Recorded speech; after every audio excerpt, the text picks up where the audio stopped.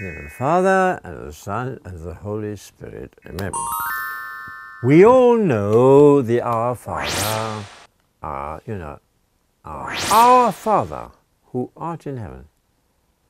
Hallowed be thy kingdom come. Thy kingdom come. So today, this idea of thy kingdom come, we have a little meditation. You can say, we are going to go to Rome. Why are we going to go to Rome? Because it's a very good meditation that from the Roman Caesar's magnificent empire, which spread from the Indus Valley, Hindu Kush more or less, all the way up to Hadrian's Wall in England. We can have this magnificent Roman Empire, and that we could say this Roman Empire symbolizes with this man's hubris. Because you have this magnificent Roman Empire, you have the Chinese Empire, the Spanish Empire, you have the many African empires. All these empires, they all symbolize each one of us. As they say, every dog has his day. Each one of us is like a little Caesar. I'm going to build my little empire. So this we can see in the stones in the Rome, the rise. This place is, where is this place? We know the famous book, The Rise and Fall of the Roman Empire. And that was written by Gibbon. And he was inspired to write this book because when he viewed the ruins of the Roman Forum. And the Roman Forum, as we all know, is the political ethos, the center of the Roman Empire. They had their government, their bureaucracy, and they all came from there. And then gradually, in these little episodes which are coming, we're going to show how the Roman bureaucracy, the Roman law, the Roman ideas, the Roman thought gradually became Christianized, became Catholic. And as it became Catholic, we have the Roman Catholic faith. And as it were, as a result, we have the Catholic faith built Europe. And now what is happening is the Roman Europe is collapsing because it has abandoned the Catholic faith. That's debatable, but it's the what is Brexit? Brexit is the breakup of the Europe, you could say. And we British people, we've got our British value. We don't need Europe. We don't need Jesus Christ. We don't need anything. We are Brits. We are British. We don't need anything. Okay, best of luck. Okay, all right. Now so this is civilized. Now here, what do we have here? We have Trajan's column. Trajan's column. Now Trajan, as we all know, this guy, I think he came he's of Spanish descent. And just by the way, this Trajan's column is actually his mausoleum. Because if we go to the foot of this column, we'll find used to be the remains of the Emperor Trajan. And just incidentally, there was a kind of a story which went, because if we look down here at what is on the Trajan column, you see, this is the Trajan column, yeah? All right, now what's going on here? Well, what we have here is a kind of comic relief, you see. The Emperor Trajan, like all these emperors, they went off charging around the world, like the British Empire. Let's conquer this, let's conquer that. So this guy, Trajan, he went to what is known today as Romania, and they were called the Dacians, D-A-C-I-N-S. So this Trajan's column commemorates the victories of the Emperor Trajan over the Dacians, and that's why are the Romanians called Romanians, because they speak Roman, they speak Italian, they are Roman. The Romanians are Roman people. I mean, that's as a result of this business. So the language, the Romanian language, is an Italian language because they were conquered by this guy Trajan. Actually, very soon they found their independence. But anyway, this Trajan column symbolizes, we could say, this human hubris. Let's conquer everything. We all got the same. Let's have a merger. I open my store, then I have another store, and before you know what's happened, I'm 7-Eleven. I'm Google. I'm the big guy. So Trajan Emperor symbolized this kind of idea. So you see, now these have wonderful decoration. But by the way, see these, they've got about over 2,000 figures here. And it's a wonderful record of the time of Trajan and the battles and all the rest of it. And there's just one little scene now, they all bring up about this Trajan. When they found his relics at the bottom of this column, because it's a little mausoleum, they said, according to the story, is that his tongue was golden, and he began speaking. And because on this column, there's a little scene where the Emperor Trajan helps a lady, and this was his act of charity. And according to the Pope, who prayed for him, he said, you know, because he was released, because he was such a good guy, because he helped these people. Whether he was a good guy or not is another problem. But I think, anyway, this is the story of Trajan, so he had his ups and downs. Now, this is the Trajan's column, and just incidentally, you can see all the details. You see, it's really a comic strip of the two Dacian campaigns of the Emperor Trajan.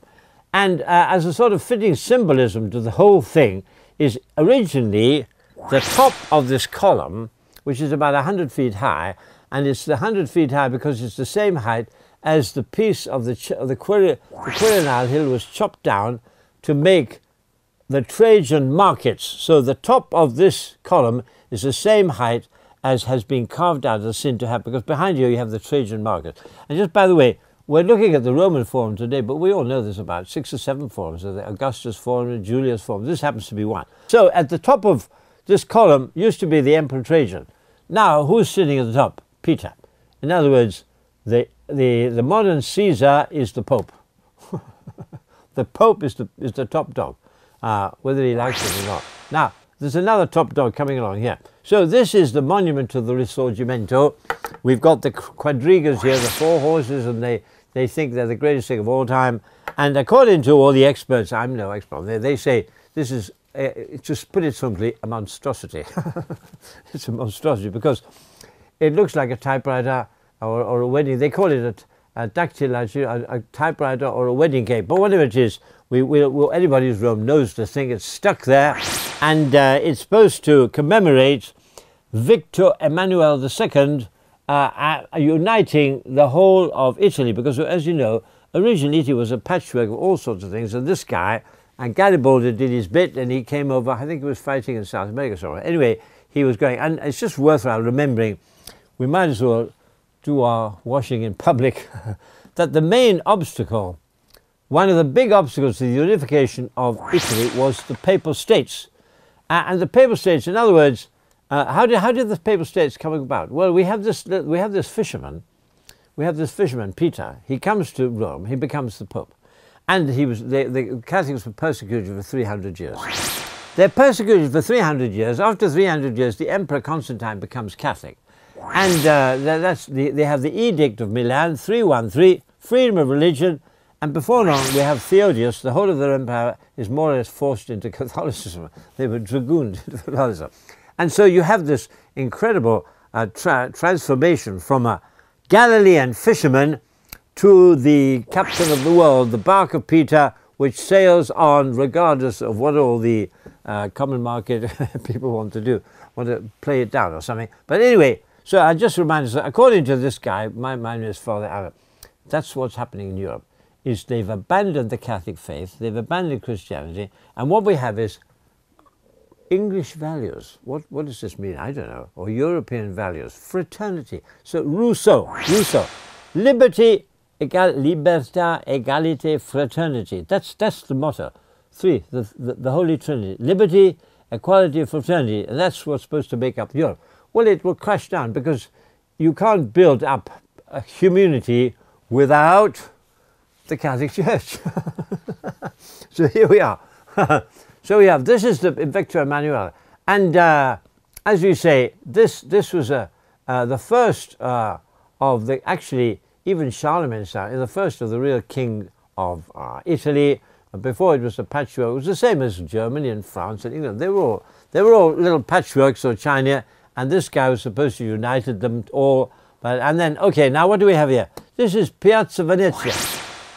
This Piazza Venezia is one of the memorable things, Mussolini it became a cardinal's home, and I think it's a museum now. They say there's quite a lot of old junk there that you can go in and see. But here, Mussolini used to harangue the crowd.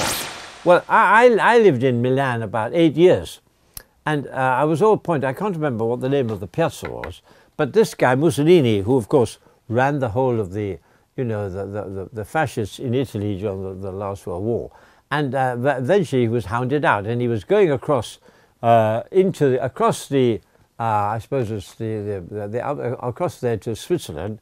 He was captured, break down with his girlfriend, and hung up from a meat hook in one of the piazzas in Milan. I remember I was pointed out, I used to go to that piazza, and they said, you know, Mussolini's body was hung up on a meat hook there.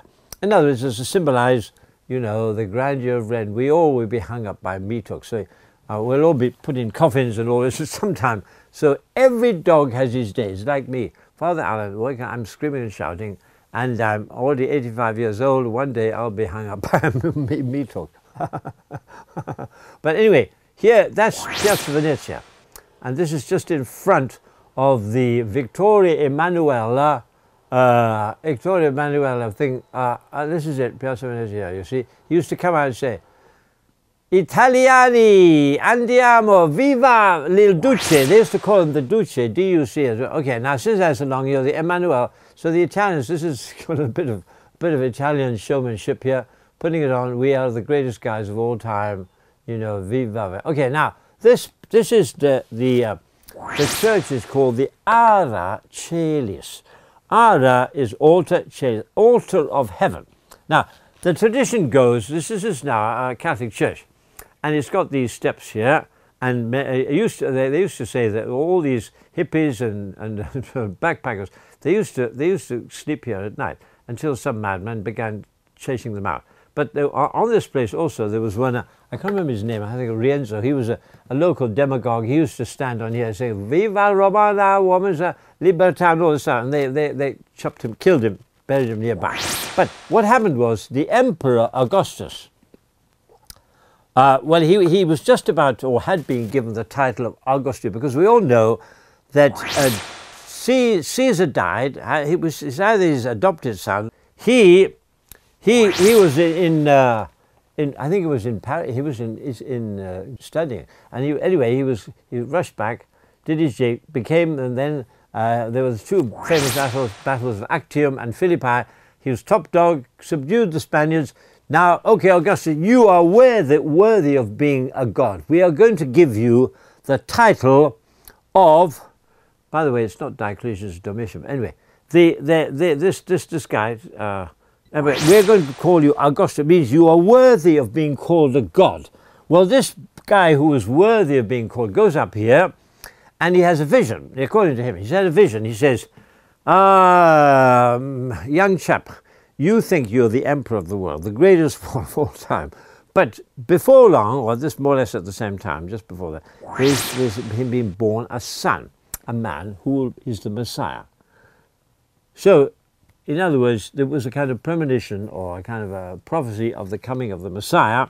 So he, prophecy of the coming of the Messiah, so he immediately said, build an altar to this vision, the Ara Chil, the altar of heaven. We can remember, for example, the Chinese people, they have the Tian An Men. Tian An Men. In Chinese, Tian is heaven, and I suppose the heavenly door of peace. So everybody's got the same idea. We are all looking for this heavenly door of peace. Well, the Chinese have it in Peking, and Augustus saw it. This is the evening, and that's, what is the door of peace? Well, the door of heaven. How do we get into heaven? Well, that's the big 25 million question. So anyway, we'll leave off, or we're coming back shortly. Have a good time. God bless.